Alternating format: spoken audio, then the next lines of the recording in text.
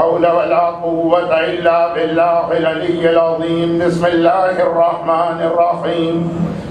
الحمد لله الملك الحق المبين رب الشهداء والصديقين، والصلاة والسلام على حبيب إله العالمين سيد الأنبياء والمرسلين خاتم النبيين رحمة للعالمين سيدنا ونبينا ومولانا أبي القاسم محمد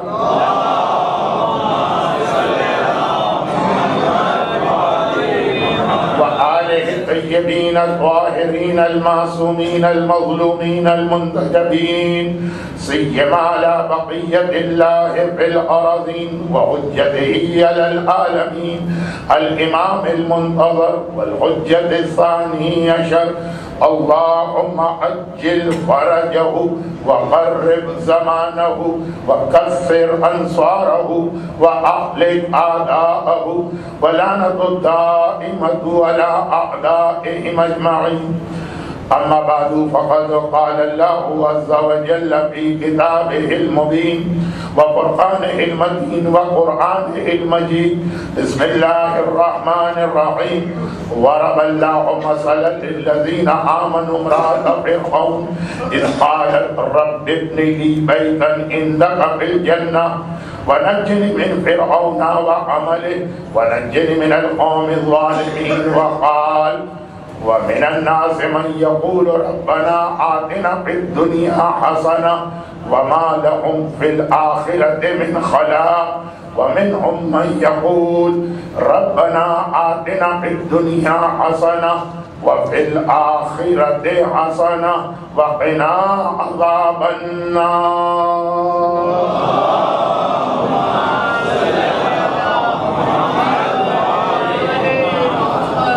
قرآن کریم کی 3 ایسی آیتیں ہیں جو ہمارے یہاں اتنی مشہور ہیں کہ جو قرآن پڑھنا نہیں بھی جانتا وہ یہ 3 آیتوں کو جانتا. لیکن بہت کم صاحبان ایمان کو معلوم ہے کہ یہ آیتیں حج کے بیان میں نازل ہوئی. لیکن پھر اس کا پیغام ہر انسان کے لیے، ہر زمانے کے لیے اور ہر واقعے کے لیے ہو گیا. ربنا تقبل منا انک انت السمیع العلیم. ابراہیم و اسماعیل جب خانہ کعبہ بنا رہے ہیں اس وقت یہ دعا مانگ رہے ہیں. اذ یرفع ابراہیم القواعد من البیت واسماعیل ربنا تقبل منا. تعلق خانہ کعبہ سے. ومن يعظم شعائر اللہ فإنها من تقوى القلوب. جو اللہ کی نشانیوں کی تعظیم اور احترام کرتا یہ تقوی کی ایک دلیل. یہ آیت حج کے حوالے سے نازل ہوئی. اور اس سے پہلے والی آیت قربانی کے اونٹوں کو اللہ کی نشانی قرار دیا گیا اور پھر اس کے ساتھ ان اونٹ کے حوالے سے یہ پیغام آیا. لیکن اب یہ پیغام اللہ کی ہر نشانی کے بارے میں. اور تیسری وہ آیت جسے آج میں نے خطبے کے بعد تلاوت کی، ربنا آتنا فی الدنیا حسنہ وفی الآخرۃ حسنہ وقنا عذاب النار، حج کی آیت. اور عین مسائل حج کے بیان کے درمیان نازل ہو. فَإِذَا أَفَضْتُم مِّنْ عَرَفَاتٍ فاذكروا اللَّهَ عِندَ الْمَشْعَرِ الْحَرَامِ. عرفات سے چلو، مشعر پہنچو، پھر یہ دعا مانگو اور پھر منا جاؤ.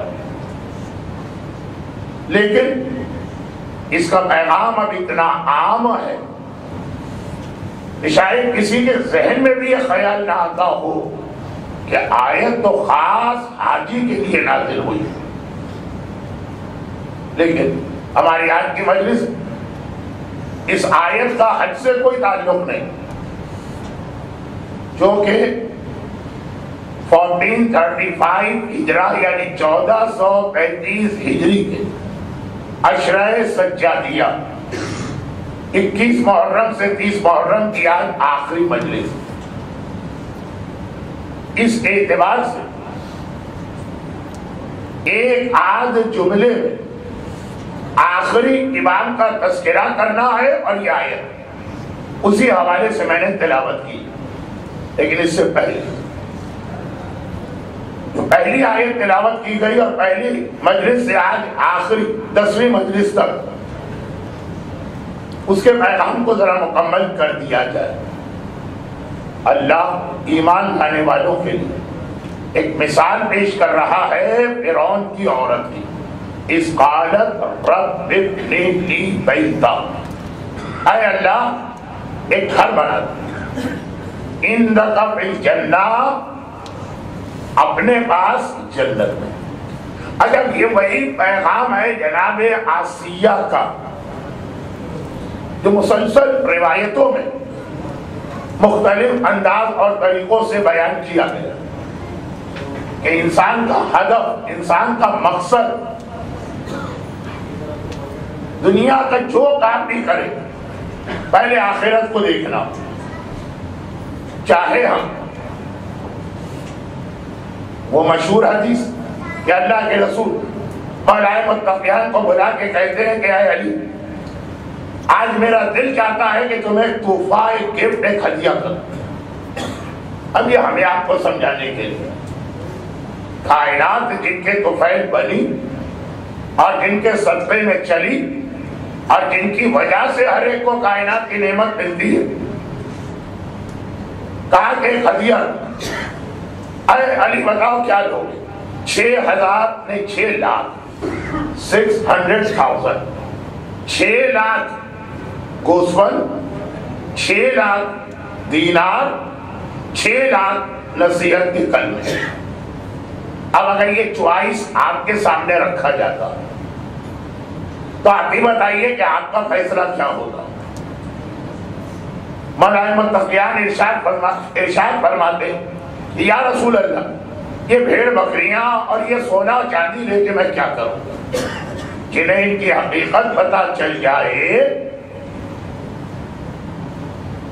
وہ جو شیکسپیئر نے اپنے ڈرامے میں جملہ لکھا، ڈنمارک کا بادشاہ کا جو ڈرامہ ہے ہیملیٹ، اور اس کے اندر ایک شخص زہر دینا چاہتا اور سپر مارکیٹ میں یا گروسری شاپ میں جا کے زہر خریدتا اور اس کے بدلے میں اس دکاندار کو پیسے دے رہا، اور وہ جملہ کہہ رہا ہے، وہ حدیث کا جملہ، اس زہر وہ نہیں ہے جو تم نے مجھے دیا، زہر یہ ہے جو میں تمہیں دے رہا ہوں.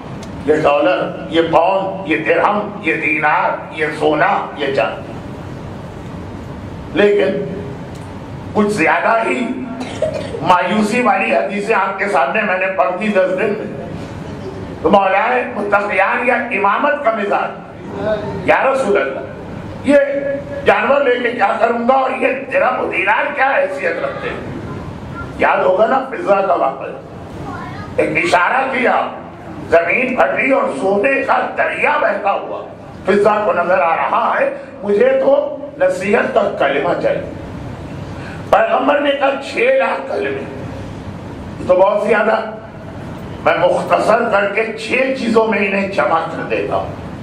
اچھا، میں تو آپ کو معصوم کا اور امامت کا مزاج بتا رہا ہوں، آپ بھی 10 دن میں تھوڑا بہت میرا اسٹائل اور مزاج سمجھ گئے ہوں گے. میں حدیثیں پوری نہیں پڑھتا ہوں، ایک آدھ دفعہ کوشش کی تو مجلس اتنی لمبی ہو گئی اور موضوع سے ہٹ گئی. میں صرف اتنا حصہ حدیث کا پڑھتا ہوں جو میرے موضوع سے متعلق. 6 نصیحت کے کلمے دے رہا ہوں، یہ 6 لاکھ کلموں سے بہتر، 6 لاکھ دینار سے بہتر، 6 لاکھ گوسفند سے بہتر. اور اس میں تیسری نصیحت کیا تھی؟ پہلی یہی تو تھی کہ جب تم دیکھو کہ دنیا میں لوگ ایک دوسرے کا سہارا پکڑ رہے ہیں اور ایک دوسرے کو اپنا مددگار سمجھ رہے ہیں، تو تم اللہ کا سہارا پکڑو اور اللہ ہی کو اپنا مددگار سمجھو. فَنِعْمَ الْمَوْلَى وَنِعْمَ الْوَكِيلُ. دوسری بات، جب تم یہ دیکھو کہ لوگ ایک دوسرے کے عیب دیکھنے کی فکر میں اس میں کیا خرابی، اس میں کیا ہے؟ اگر ہمیں فکر نہیں بھی ہے اور کہیں پہ باتوں باتوں کسی مومن کی برائی آ گئی تو کان لگا لی، کہا جب یہ دیکھو تو تم اپنے عیبوں کو ڈھونڈنے لگو کہ میرے اندر کیا عیب اور خرابی۔ یہ جملہ خود بتا رہا کہ یہ حدیث آیہ تطہیر کی سند ملے ہوئے اس امام معصوم کے لیے تو نہیں، علی کو ذریعہ بنا کے ہمیں اور آپ کو سنایا جا رہا۔ تیسری بات، اور جب تم یہ دیکھو کہ لوگ اپنی دنیا بنا رہے ہیں، بہترین ولا یا مکان یا یہاں کماؤ، اور پاکستان میں بہترین اپارٹمنٹ یا کوٹھی یا محل، بہترین گاڑی، بہترین لباس، یعنی آج کل تو برانڈیڈ چیزوں کا اتنا جنون ہے کہ آنکھ پہ لگائے جانے والے چشمے سے لے کے پیر میں پہننے والا موزہ تک ہر چیز برانڈیڈ ہونا چاہیے۔ جب تم یہ دیکھو کہ لوگ دنیا بنا رہے ہیں تو تم اپنی آخرت بناؤ۔ رب ابن لی بیتن عندک فی الجنہ، جناب آسیہ کی وہ دعا جو پہلی مجلس سے آج آخری مجلس تک سرنامہ قرآن قرار پائی، یہی حقیقت۔ آخرت بنانا ہے، جنت بنانا ہے، وہاں کی نعمت لینا۔ اللہ کا رسول بھی یہ نصیحت کر رہا، اور آخری ظاہر معصوم، 14 معصوم، لیکن آخری ظاہر معصوم وہ ہمارے 10ویں امام تھے۔ 11ویں امام تو تقریباً پیدائش سے لے کے شہادت تک لوگوں کی نگاہوں سے غائب رہے، صرف 2 مرتبہ ہمیں نظر آئے۔ ایک جب بہلول دانا نے سامرہ کی گلیوں میں کھیلتے ہوئے بچوں کے درمیان ایک بچے کو دیکھا جو الگ کھڑا، ابھی 8 ربیع الاول کی شہادت کی مجلس میں آپ بیان سنیں۔ اور ایک جب اسلامی دنیا میں وہ راہب آیا اور نبی کی ہڈی کی مدد سے بارشیں برسانے لگا، تب اس وقت قید خانے سے امام لائے گئے اور لوگوں نے دیکھا۔ باقی 11ویں امام تو پیدائش سے لے کے شہادت تک عام بلکہ خاص لوگوں کی نگاہوں سے بھی پوشیدہ تھے، پردہ غیبت میں نہیں تھے، جیل میں تھے۔ اچھا جیل تو ہوگی امامت کے بعد، تو اب میں تفصیل میں جا رہا ہوں اور آج آخری مجلس ہے، چھوڑ دیتا ہوں۔ پیدائش سے لے کے اپنے بھائی سید محمد کی شہادت تک وہ ویسے ہی چھپا کے رکھے گئے، اور وہ سید محمد کے مدد میں آج بھی لوگ ان کی زیارت کو جاتے ہیں، ان کو اس طرح سامنے لایا گیا جیسے یہ آنے والے امام۔ اب اس کی مصلحتیں، اس کے مقاصد، اس کے ذریعے سے امام زمانہ کا پروٹیکشن، کیا ربیع الاول کی مجلس کا انتظار کریں آپ؟ خلاصہ ہی کہ آخری امام جن سے ہر آدمی ملاقات کر سکتا، ہر مومن ان کے پاس پہنچ سکتا، وہ 10ویں، اور ان کا جو مشہور ترین واقعہ پڑھا جاتا وہ یہی تو ہے نا کہ جب راوی ان کے گھر میں گیا، کہ بہت میں مختصر کر رہا ہوں، مجھے خود اپنے آپ پہ حیرت ہے کہ میں اتنے مختصر بھی کر سکتا ہوں واقعات کو، تو آج تک 40 سال میں کیا کرتا رہا۔ تو خلاصہ یہ کہ جب راوی 10ویں امام کے گھر میں گیا اور قبر کو کھلا دیکھا، قبر امام کے گھر، تڑپ کے کہا مولا کیا وقت شہادت آ گیا؟ کہا نہیں یہ وہ نہیں، یہ تو ہر وقت۔ کیوں؟ راوی نے سوال کیا مولا کیوں؟ کہا اس لیے کہ دنیا کا کوئی کام کرو، قبر مجھے یاد دلائے کہ اصلی کام آخرت کا کرنا۔ جو کام کر رہے ہو اگر اس سے آخرت میں کوئی نقصان نہیں ہے تو کر دو، ورنہ چھوڑ۔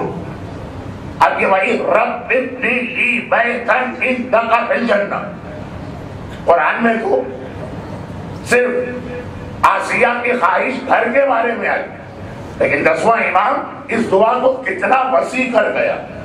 کھانا بھی اگر کھا رہے تو وہ کھانا چاہیے جو آخرت میں، اگر حرام برگر کی وجہ سے آخرت کے حلال پرندوں کا گوشت وہ آدمی سے چھن رہا ہے تو چھوڑ دے، یہاں زبان کے چڑھ کھا لے۔ خیر یہ بات بہت عمومی، وہ خاص بات نہیں ہے اس کے اندر، بس صرف بتانا یہ چاہ رہا ہوں کہ دعائے آسیہ معصومین نے کتنا مختلف انداز و طریقوں سے اسے سمجھایا، اور پھر اس کے حوالے سے یہ پیغام ہے کہ ایسے نہیں پوری ہوتی دعا یاسیہ.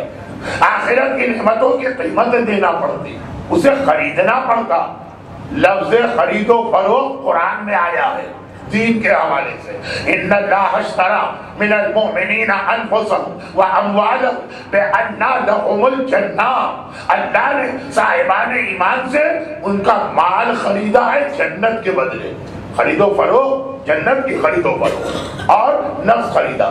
تو اب پہلے تو اس دعا کی اہمیت کو واضح کیا گیا اور پھر اس کے بعد یہ بتایا گیا کہ دعا کے لیے قیمت دینا پڑے. اچھا یہاں پہ ایک بات میں عرض کروں کہ 9 دن بہت ساری مختلف باتیں میں نے آپ کے سامنے پیش کی. شاید بہت ساری باتیں نامکمل رہی, شاید بہت ساری باتیں بغیر ترتیب کے آگے, لیکن جو میرا ایک انداز ہے 40 سال کے بعد اس کو نہیں بدل سکتا.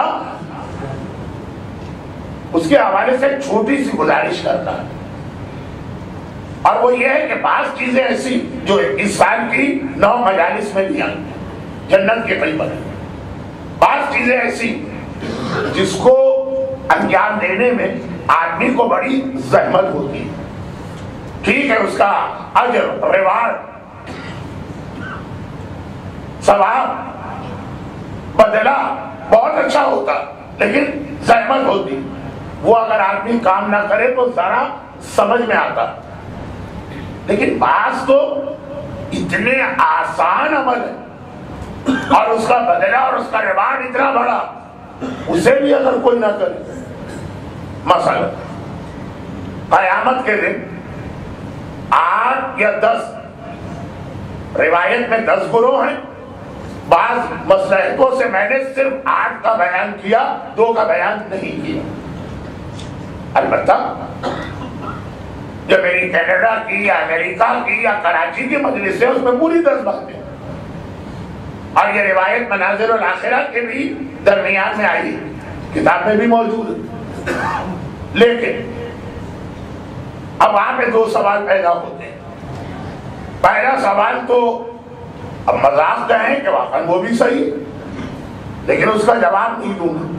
سوال یہ ہے کہ مولانا یہ آپ نے حدیث پڑھی, رسول نے کہا حرام کھانے والا بندر بنے گا, بدکاری کرنے والا, حرام کھانے والا خنزیر بنے گا, ہمسائے کو تکلیف دینے والے کے ہاتھ پاؤں کٹیں گے, فلاں یہ فلاں وہ روایت نہیں پڑھنا. تو اگر کوئی ہمارا جیسا کیس, میں نے کہا بھائی آپ کا کیس کیا, کہا ہم تو یہ سارے ہی گناہ کرتے, تو ہم بندر بنیں گے کہ سور بنیں گے کہ ہاتھ پاؤں کٹے ہوں گے کہ درخت کے اوپر لٹکا کے لائی جا رہے ہوں. اب ہو سکتا ہے انہوں نے مذاق میں کہا, آج دل چاہ رہا ہو کہ حدیث رسول کا نہیں مذاق اڑایا جائے, ہو سکتا ہے سیریس بھی ہو, کیونکہ روایتوں میں جو مختلف گناہوں کے عذاب آتے ہیں تو آج کل بہت سارے ایسے لوگ ہیں بے نمازی بھی ہیں, گانا بھی سنتے, بے حجاب بھی ہے اور غیبت بھی کرتی. اب کیا ہوگا؟ اب یہ سوال ہے, اس کا جواب بھی ہے, چاہے انسان نے مذاق میں کہا ہو لیکن جواب ہے. اور ایئر لائن کے ٹکٹ کے اوپر جو کنڈیشن ہوتی ہیں نا, اس کے اندر ایک پوائنٹ کا ہی جواب ہوتا ہے, لیکن اب اس کو پھیلا دوں گا میں بات. دوسرا سوال, مولانا اس سے بچنے کے بھی طریقے. پہلے دن سے یہ جملہ عرض کر رہا ہوں کہ اسلام ہو کے معصوم, قرآن ہو کے حدیث, خالی برائی کی نیت سے یا کنڈم کرنے کے لیے چیزیں نہیں آتی ہیں, تبہیم کے طور پہ آتی ہیں کہ بیماری سمجھو ریلا. اب قیامت کے ہولناک عذاب سے بچنے کے لیے 3 چھوٹی باتیں مثلا عرض کر, بہت چھوٹی باتیں ذرا آپ دیکھیے کہ کتنی یہ آسان بھی ہے اور ان میں سے شاید سب پہ لوگ عمل بھی کر رہے ہیں, لیکن بغیر اس نیت کا جو غسل جمعہ باقاعدگی سے کرتا, یہ غسل جمعہ اسے قیامت کے عذاب سے بچانے والا ہے. غسل جمعہ 20 سیکنڈ, 1 منٹ, 2 منٹ, اور ہیں ایسے لوگ اور کثیر تعداد میں جو ریگولر کرتے ہیں, لیکن شاید ان کو بھی معلوم نہ ہو کہ اس کا ثواب اور فائدہ کیا. نمبر 2, جو کسی مومن کے جنازے کو دیکھ کر چند قدم اس کے ساتھ ضرور چلتا. اب ہمارے ماحول معاشرے میں تو تشییع جنازہ واقعاً صاحبان ایمان کی عادتوں میں شامل ہے, جنازہ نظر آئے گا ضرور چلے. میں رضویہ سوسائٹی کا رہنے والا ہوں، کراچی کا ایک محلہ۔ 40 سال پہلے جب میں اس بچے سے بھی نہیں، 40 سال نہیں، ذرا بڑھا دو 50 سال، جب میں اس بچے سے بھی چھوٹا تھا تو وہاں ہر ظہر کی نماز کے بعد کراچی میں ایک ہی جگہ تو تھی جہاں غسل میت ہوتا تھا، 18 درجے ہوئی، اتنے جنازوں کو کندھا دیا اور ساتھ چلے بچپنے کے اندر ہی اتنے جنازے، اس کے باوجود یہ نہیں ہے کہ لوگ تھک گئے ہوں کہ بھائی ہم تو جنازے اٹھاتے اٹھاتے تھک گئے ہیں، کس کس جنازے کو کندھا دیں، لیکن کہا یہ قیامت کے دن اس ہولناک عذاب سے بچانے والا، جس عذاب کا تصور کر کے، یہ جملہ میں اس لیے کہہ رہا ہوں کہ واقعہ بہت مشہور ہے، جس عذاب کا تصور کر کے عام آدمی نہیں کانپا، فاطمہ بنت اسد جیسی عظیم خاتون کانپ اٹھی، جنہیں اللہ نے وہ شرف عطا کیا جو آدم سے قیامت تک کسی کو نہیں ملا، مریم تک کو جو رہتی ہی مسجد میں تھی، ان کا تو گھر ہی مسجد میں تھا، اور جن کے مسجد کے گھر کے لیے اللہ نے انہیں بطول بنا دیا، کوئی نجاست نہیں ہوگی، ان تک کو نکال دیا گیا ڈلیوری کے وقت، اور بنت اسد اپنے گھر میں بیٹھی اور وہاں سے خانہ خدا میں خصوصی مہمان بنا کے بلایا۔ میں نے لفظ خصوصی اس لیے کہا کہ اگر عام دروازے سے جاتی تو ہر ایک کہہ دیتا، پتہ نہیں کتنی عورتیں جاتی ہیں عام دروازے سے، اسی لیے نہیں بلایا گیا، کہا یہ مہمان بن کے آ رہا، اس کے لیے دیوار میں نیا دروازہ بنایا جائے گا۔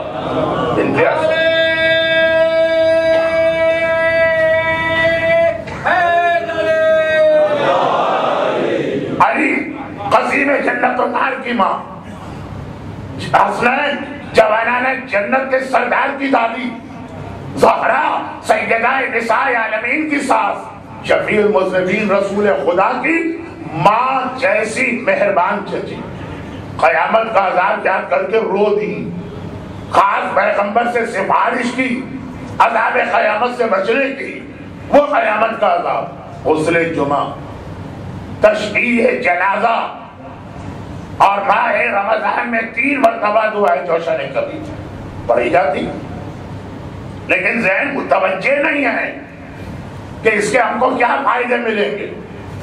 اور پھر ایک چوتھی روایت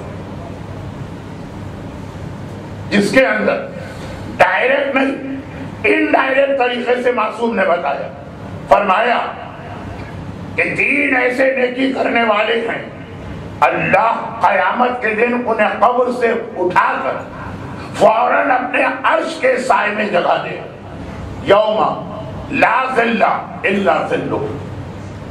یہ دعا کتنی زیادہ پڑھوائی جاتی ہے حج میں، طواف کریں تو یہ دعا پڑھیں، سعی کریں تو یہ دعا پڑھیں، عرفات جائیں تو یہی والی دعا پڑھیں، اذلّ تحت ظل عرش یوم لا ظل الا ظلہ، اے خدا اس دن اپنے عرش کے سائے میں جگہ دینا، جس دن تیرے عرش کے علاوہ کہیں کوئی سایہ ہو گئی، تھک جائیں گے آپ قیامت کے میدان میں سایہ ڈھونڈتے ڈھونڈتے۔ کہتی اور ان 3 نمبر 1 جو 2 مومنوں کے جھگڑے اور اختلاف کو دور کرنے کے لیے کوشش کرتا، کامیاب ہو کے ناکام، یہ بھی ایک بہت اہم بات ہے۔ حضرت امام خمینی رضوان اللہ علیہ نے اس پہلی حدیث کو جو میں پڑھ رہا ہوں تحریر الوسیلہ اپنے فتووں کی کتاب میں نقل کیا، اور ایک دوسرا ان کا جملہ جو نہج البلاغہ کے مولا کے ایک فرمان کی تشریح، الصحیح منی والاتمام من اللہ، فرمایا یاد رکھو اللہ نے ہمیں اور تمہیں کوشش کا ذمہ دار ٹھہرایا ہے، نتیجے کا نہیں، نتیجہ ہمارے اختیار میں نہیں، ہمارا کام ہے خالی کوشش کرنا۔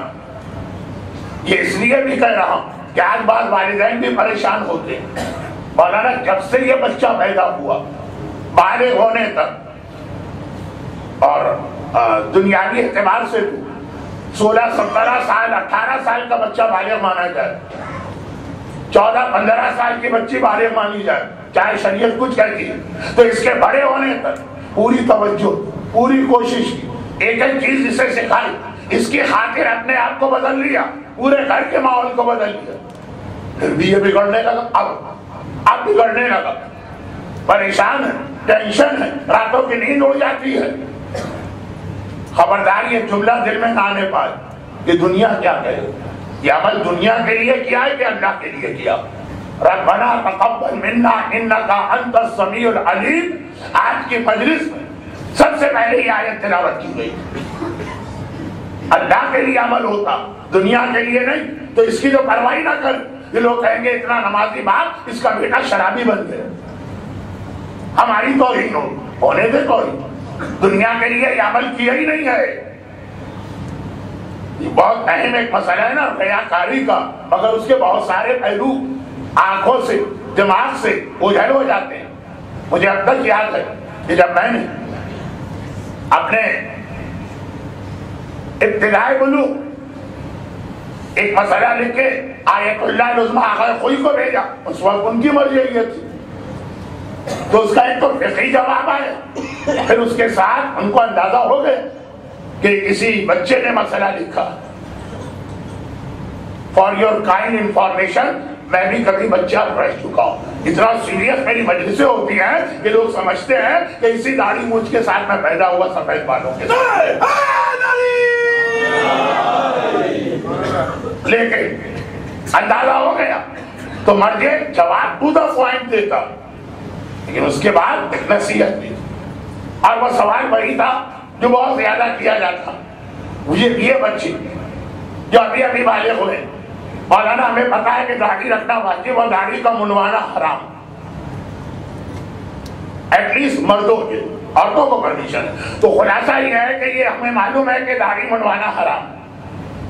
لیکن اب ہماری جو ابھی پہلی داڑھی آئی ہے وہ بڑی عجیب سی آئی، دیکھنے میں بھی ہنسی آتی. تھوڑے سے بال ادھر، تھوڑے سے بال ادھر، بیچ میں گئے، جگہ جگہ جو ہے خالی جگہ.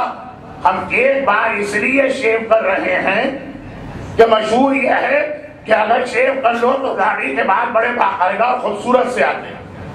تو کیا صرف اس نیت کے ساتھ کہ صحیح داڑھی آئے اور دیکھنے میں یہ عجیب نہ لگے، صرف اس نیت کے ساتھ زندگی میں ایک مرتبہ داڑھی شیو کرنے کی اجازت ہے؟ تو ٹو دا پوائنٹ جواب کہ یہ عمل حرام ہے. نہ ایک دفعہ اجازت، نہ بار بار اجازت. لیکن آگے یہ تھا کہ ایسی داڑھی، ابھی نصیحت، یہ تو بہت اچھی چیز ہے، کیونکہ خوبصورت داڑھی اگر چہرے پر ہو تو امکان ہو سکتا ہے کہ شیطان نیت بگاڑ دے. ہم نے داڑھی اللہ کے لیے نہیں رکھی، اپنی خوبصورتی کے لیے رکھی ہے. لیکن یہ والی داڑھی جس نے رکھی ہے اس کی نیت تو بالکل خالص ہے. بدصورت داڑھی رکھنے والا صرف اللہ ہی کے لیے رکھ رہا ہے، ورنہ نہیں رکھے گا. یہ داڑھی تو ثواب تو زیادہ ہے ان داڑھیوں سے. خالی داڑھی نہیں، خالی داڑھی نہیں. اب دیکھیے اس کا دوسرا پہلو. خواتین کہیں گی اس مسئلے کا ہم سے کیا تعلق؟ ہم تو شوہروں کی داڑیاں منڈواتے ہیں، لیکن ہم سے اس مثال رشتہ دار بہت اہم یہ نیکی ہے. رشتہ دار صلہ رحم بہت بڑا مسئلہ آج کی دنیا کا. اب 3-4 ایسی باتیں ذہن میں آتے ہیں. ذرا سا اپنے پیر سے ہٹو. پوچھا گیا زمانے کے امام سے، علی بن مغیار احوازی، مولا خیروں سے چھپے ہوئے، یعنی پوشیدہ، یعنی غیبت میں. ہم تو چاہنے والے، ہم تو ماننے والے، ہم تو محبت کرنے والے، ہمیں تو اپنے وہ نور چہرے کی زیارت کروا دیا کر. امام نے کہا تمہاری 3 ایسی خرابیاں. علی بن مغیار نہیں، پوری قوم، تم لوگوں کی 3 ایسی خرابیاں، اور ان میں ایک خرابی ہے کہ تم لوگ صلہ رحمی نہیں کرتے. چنانچہ ہم اس لیے غیبت میں ہیں تم سے. لما خلق اللہ عز وجل الجنہ قال سعد من يدخل. شہید ثانی سے روایت کو نقل کر رہے. حدیث قدسی جس دن اللہ نے جنت کو بنایا، جنت نے اپنے آپ کو دیکھا، اپنی خوبصورتی دیکھ کے مسکرا اٹھی. جناب آسیہ کی دعا، جنت ہے کیا جنت؟ سعادہ، اور مسکرا کے کہا کتنا خوش قسمت ہوگا جسے میرے اندر جگہ ملے گی. کبھی کبھار بعض بچیوں کو یہ غرور ہوتا ہے نا، میرا شوہر کتنا خوش قسمت ہوگا مجھ جیسی لڑکی کا اگر اس کو شادی کا موقع ملے. یوسف کی زبان پہ یہ جملہ آ گیا کتنے سال قید رہے. خیر تو یہ تو بات بہت پھیل گئی. جیسے ہی جنت نے کہا میں اتنی خوبصورت, کتنا خوش قسمت, اللہ نے خالی ایک جواب نہیں دیا, قسم کھا کے کہا عزتی و جلال. یہ قسم آپ کو یہ حدیث قسم عظمت اہل بیت بتانے کے لیے مل رہی ہے یا اس حدیث قدسی میں مل رہی ہے؟ عزتی و جلال, میری عزت کی قسم, میرے جلال کی قسم. جو رشتہ دار کا حق ادا نہیں کرتا وہ کبھی تیرے اندر داخل نہیں ہوگا. سوال اب یہ تو ہو گیا اب تک عذاب کا پہلو. سوال اللہ کے رسول مدینے کے باہر جا رہے ہیں, ساتھ میں اصحاب بھی. مدینے کے باہر یعنی کیا مطلب؟ جیسے آج باب جبرائیل سے بقی اتنا فاصلہ. پرانا مدینہ کئی بار بتا چکا ہوں. اصحاب بھی ساتھ میں. پرانے زمانے کا طریقہ یہ تھا کہ شہر بھر کا کوڑا کرکٹ جمع کر کے شہر کے باہر پھینکا جاتا تھا, اور خاص طور پر ان علاقوں میں جہاں اطراف میں کھیت ہیں, یہ چیزیں بعض اوقات کھیت میں کھاد کے طور پہ بہت کام آتی ہیں. میں دین کی بات کرنے آیا ہوں کہ ایگریکلچر پہ لیکچر دینا. تو خلاصہ یہ کہ شہر کے باہر کوڑا کرکٹ سارے شہر. ایک کتا مر گیا ہوگا مدینے میں, کسی نے اٹھا کے پھینک دی, سڑ رہا کتا, یعنی اس کا پیٹ پھٹ چکا ہے, اس کے بدن میں کیڑے رینگ رہے ہیں, اتنا بدبو, اتنا دیکھنے ہی میں کراہیت والا منظر. اصحاب رسول نے ناک پہ کپڑا رکھا, کونے کونے ہو کے جانے لگے. پیغمبر نے فرمایا یہ کتا پھر بھی قیمتی ہے. یہ کتا عام کتا چھوڑے, مرا ہوا کتا, مرا ہوا کتا چھوڑے, سڑتا ہوا کتا. کہا یہ کتا پھر بھی کوئی ویلیو رکھتا. تمہاری یہ دنیا جس کے لیے تم مرے جا رہے ہو نا, ہماری نگاہ میں اس کتے سے زیادہ حقیقی, اس کتے سے زیادہ بے وقت, یہ سڑے ہوئے مرے ہوئے مردار کتے سے. اور پیغمبر نے پہلی بار تو یہ نہیں کہا دنیا کی مذمت مذمت مذمت اگر حرام طریقے سے اپنی پھنس جائے, لیکن ہے عجیب چیز دنیا, خداتی حلال کے نام پہ ہے, پھر پھنسا دیتی ہے حرام کے اندر. یہ بالکل ایک الگ موضوع. آج کسی صحابی نے ہمت کر کے سوال کر لیا, یا رسول اللہ جب سنا آپ کی زبان سے دنیا کی برائی سنی, کچھ تو اچھا ہوگا نا اس دنیا, یا ساری دنیا؟ کہا نہیں, تمہاری اس دنیا میں 6 چیزیں مجھے بہت پسند. احب الیہ, میں محبت کرتا ہوں اس سڑے ہوئے کتے سے زیادہ حقیر دنیا سے, ان 6 چیزوں کی وجہ سے. میں اپنا مزاج اور اسٹائل شروع مجلس میں بتا چکا ہوں. آج تقریباً ہر حدیث آدھی چھوٹ رہی ہے, اس لیے کہ آخری مجلس ہے, وقت نہیں ہے, ٹو دا پوائنٹ بات. 6 چیزیں. تو یا رسول اللہ وہ 6 چیزیں کیا ہیں؟ کہا 2 قدم. قدم یہ جہاں اسٹیپ, یہ جہاں چلتے. کون سے 2 قدم؟ کہا پہلا وہ قدم جو وقت نماز مصلی کی جانب جا رہا, یہ آدمی اللہ کی طرف جا رہا. نماز اللہ سے ملاقات ہے, صبح شام و دوپہر. یہ قدم اتنا قیمتی ہے, نماز کی قیمت تو چھوڑیے, خالی مصلی کی جانب اٹھتا وہ قدم اتنا قیمتی ہے کہ اس کی خاطر عرش الہی میں رہنے والا رسول اس دنیا سے محبت کر رہا. اور دوسرا وہ قدم جو رشتہ دار سے ملاقات کے لیے اٹھ رہا. جو آپ رشتہ دار کے گھر جا رہے ہیں, اللہ کے گھر جانا اور رشتہ دار کے گھر جانا, روایت میں دونوں کو برابر قرار دے گی. اس دنیا کی محبت کی وجہ پیغمبر نے 6 میں سے 2 یہ باتیں بتائی. لیکن کتنا بڑھتا ہوا گناہ.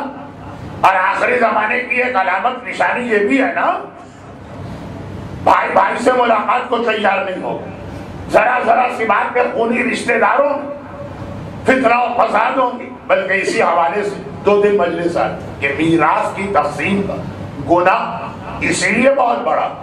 ایک ہے آپ غیر کے مال پہ قبضہ کریں, وہ بھی غلط, اور ایک ہے اپنے سگے بھائی کے مال پہ قبضہ کریں, وہ اس سے زیادہ غلط.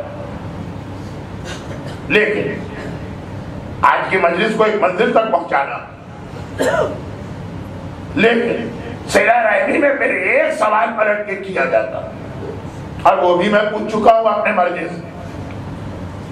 وہ سوال یہ ہے کہ مولانا کی بات آپ کی صحیح، یہ سارا ہم نے پہلے ہی حدیثوں میں سنا، آپ کوئی نئی بات نہیں بتا رہے، لیکن اگر رشتہ دار ہم سے ملنا ہی نہیں چاہتے، ہم جاتے ہیں، سلام کا جواب بھی ایسا دیتا ہے جیسے گالی دے رہا ہو، اس کے انداز سے لگتا ہے کہ you are not welcome in my house. Body language بھی کوئی چیز ہے نا، اس کا انداز، اس کا چہرہ، اس کی بات کرنے کا طریقہ، اور پھر جو خدمت کی جاتی ہے، چائے وائے کا مسئلہ، انداز سے ہی لگتا، اب آج تو صاف صاف کہہ دیتے زحمت نہ کیجیے گا آئندہ، مر جائے تو ہمارا منہ دیکھنے نہیں آئیے۔ کیا اس سے بھی تعلقات کو رکھنا؟ تو وہی بات جو میں نے داڑھی کے حوالے سے کہی، جواب یہی ہے، پہلے پیور فقہی جواب اور پھر اس میں نصیحت۔ جواب ہے کہ جی ہاں، جو واجب ہے تو واجب ہے، اس سے بھی تعلقات رکھنا، اور نصیحت یہ بلکہ اس سے جو تعلقات رکھو تو زیادہ ثواب، اس لیے کہ کوئی بہت اچھا رشتہ دار، ہم اس کے گھر گئے، وہ مہاراج خوشی سے لہر اٹھا، دنیا بھر کی چیزیں لا کے اس نے سجا دی دسترخوان پر، دوبارہ بھی ہم جائیں گے، اب یہ پتا نہیں کہ اللہ کی وجہ سے اس سے مل رہے ہیں کہ اس کیک اور پیسٹری کی وجہ سے جو لاسٹ ٹائم اس نے ہم کو کھلائی۔ نیت میں خود اپنا کنٹرول بھی نہیں رہتا، لیکن ایسا رشتہ دار جو سلام کے جواب میں لٹ مارتا، جس کے گھر میں ہمیں پانی کا ایک گلاس بھی نہیں ملتا، جس کا انداز یہ بتا رہا کہ آئندہ میرے گھر نہ آنا، پھر کیوں جا رہے ہیں؟ یہ خالصتاً اللہ کے لیے جا رہے ہیں۔ اس رشتہ دار سے صلہ رحمی کا ثواب اچھے رشتہ دار کے مقابلے میں زیادہ ہے۔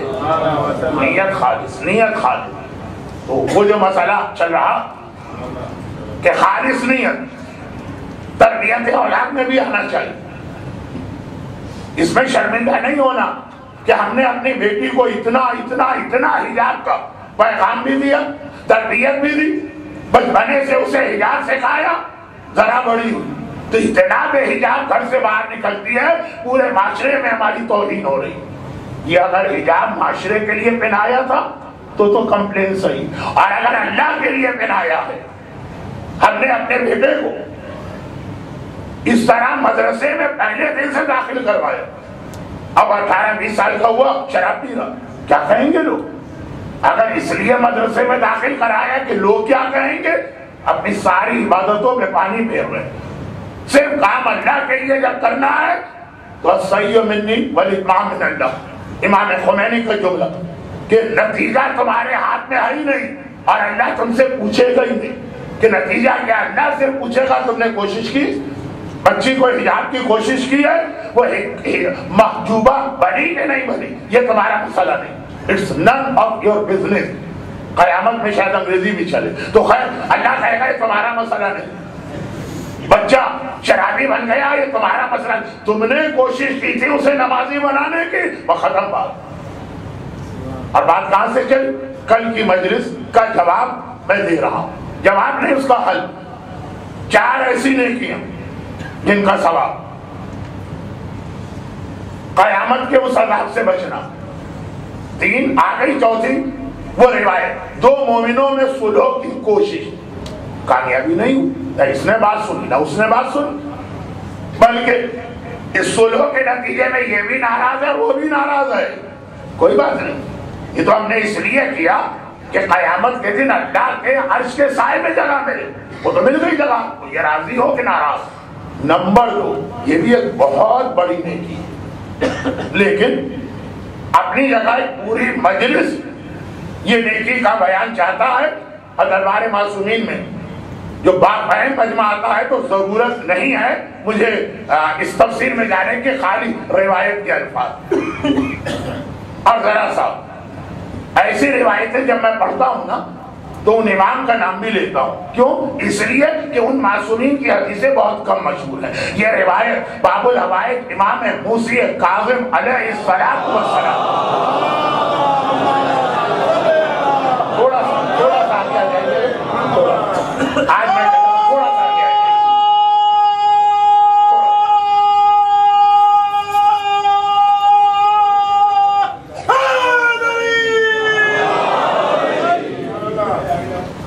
شاید کوئی غلط فہمی ہو گئی. حجت الاسلام مولانا رضوی صاحب کل سے بیان شروع کرنے والے ہیں. آج کبھی میں ہی چل رہا ہوں قیامت اور قبر والا. تو خیر اب وہ غلط فہمی ہو گئی تو ہو گئی, اب تو میرے مسائل قریب ہیں. ساتویں ایمان کی حدیثیں بہت کم پڑھی جاتی ہیں, چوتھے ایمان کی حدیثیں بہت کم پڑھی جاتی ہیں. تو جب کوئی حدیث ان معصومین کی آتی ہے, میں خاص اس لیے نام لیتا ہوں کہ اسی حوالے سے ایک فرمان ذہن میں رہے. دوسری نہیں, قیامت کی 5ویں اور اس حدیث کی دوسری چیز کا جو شادی کا رشتہ کرانے کے لیے دوڑ دھوپ کرتا, قیامت کے دن عرش الہی کے سائے میں بیٹھا ہوگا بڑے ٹھاٹ اور آرام سے. اور بس ایک جملہ اپنی طرف سے پڑھا کے جو اصل موضوع ہے اس کو آگے بڑھاؤ, اور وہ یہ کہ دیکھیے بعض چیزیں تو براہ راست ہیں. کہا اگر جنازے کے ساتھ چلو, کندھا دینا بھی شرط نہیں. اگر غسل جمعہ کرو, اگر ماہ رمضان میں کم از کم 3 جوشن کبیر ختم کرو تو قیامت کے عذاب سے محفوظ رہو براہ راست. یہ جو ابھی حدیث پڑھی اس کے اندر یہ نہیں ہے کہ قیامت کے عذاب سے محفوظ رہو. کیا لفظ ہے؟ اللہ اپنے عرش کے سائے میں جگہ دے گا. اگر سوچنے کی بات, اللہ اپنے عرش کے نیچے بندروں کو جگہ دے گا, سوروں کو جگہ دے گا, یعنی خنازیر کو, بندر کو, آگ کے درخت کو اپنے عرش کے سائے میں جگہ دے گا جس پہ لوگ چل رہے ہیں. وہ کل کی حدیث کو میں سمجھا رہا ہوں. یہ عرش کے سائے کا مطلب ہی یہ ہو گیا کہ قیامت کے سارے عذاب سے یہ آدمی محفوظ خلاصہ. اور اسی حوالے سے بہت سے لوگ تو بہت بعد میں آئے, انہیں پتہ ہی نہیں کہ میں بات کہہ رہا تھا. بات میں یہ عرض کر رہا تھا کہ جنت کی نعمت لینے کے لیے قیمت دینا پڑتی ہے. ان اللہ اشتری من المؤمنین انفسهم واموالهم بان لهم الجنہ. یہ لفظ عربی میں قیمت کے لیے آتا, بیچو اپنا مال اور قیمت میں جنت لو. لیکن ایسے مشکل کام جو جنت کی قیمت ہے اس میں اگر آدمی پیچھے ہٹے تو بات سمجھ میں آتی. چھوٹی سی مثال, خمس کتنا اہم مسئلہ. آدمی مجالس میں سننے کے بعد تیار بھی ہوتا, پھر بھی گاڑی رک جاتی ہے. کب؟ جب پتا چلتا ہے کہ ساری زندگی کا خمس یہ حساب کتاب صرف مرجع یا اس کا وکیل کر سکتا. بڑے سے بڑے عالم کو حق اور اختیار نہیں کہ آپ کے ماضی کے خمس کا وہ فیصلہ کریں. بالغ ہونے سے لے کے آج تک کتنا خمس واجب, اس کے لیے یا تو علم غیب ہو, تو جن کے پاس علم غیب ہے وہ خود آج کل غیبت میں, اور یا پھر وہ مرجع جسے اختیار ہے خمس میں کچھ کمی بیشی. ممبر پہ آنے والے خطیب کو حق نہیں, محراب میں کھڑے ہو کے نماز پڑھانے والے عالم کو حق نہیں.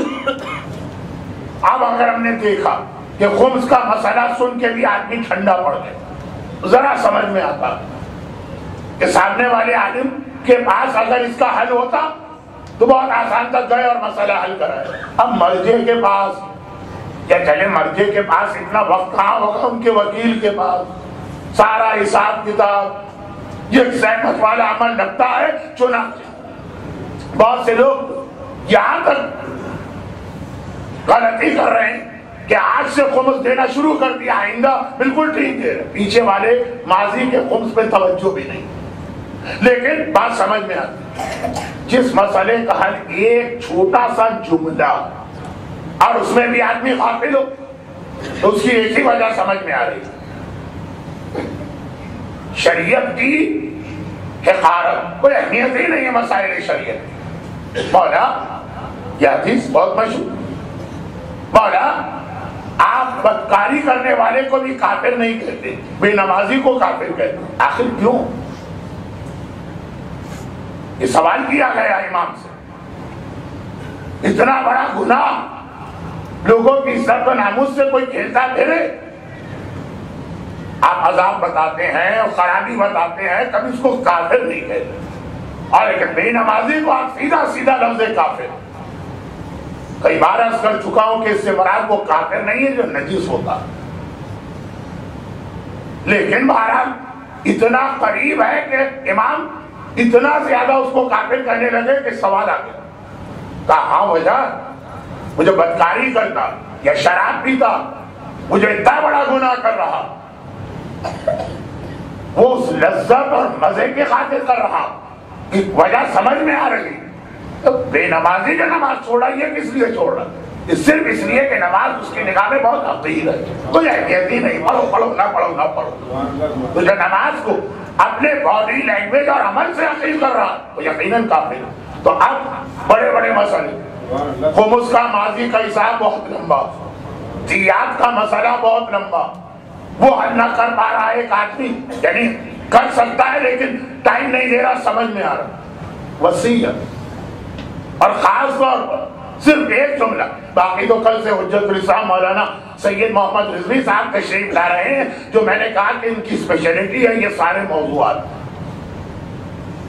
لیکن خاص طور پہ ایک مسئلہ، شوہر بیوی سے صرف ایک جملہ کہتے کہ اگر مجھے کچھ ہو گیا تو نابالغ بچوں کا نگران میں تمہیں بنا کے جا رہا ہوں، ایک جملہ، صرف ایک جملہ، اتنے بڑے بڑے گناہ کبیرہ سے بچ جائے گی یہ فیملی۔ نابالغ کے مال کو ہاتھ لگانا اتنا بڑا مسئلہ تھا، رسول اللہ نے اتنا ڈرایا، شہید دستغیب شیرازی کی کتاب گناہان کبیرہ کی پہلی جلد میں جا کے دیکھ لیجیے، یتیم کا مال، مولانا نے کہا اکبر الکبائر 7 گناہ کبیرہ 70 ہیں، ان میں بھی جو 7 ان سے بھی بڑے، 70 میں 7، الکفر باللہ سب سے بڑا گناہ کفر، والقتل وحقوق الوالدین واکل مال الیتیم۔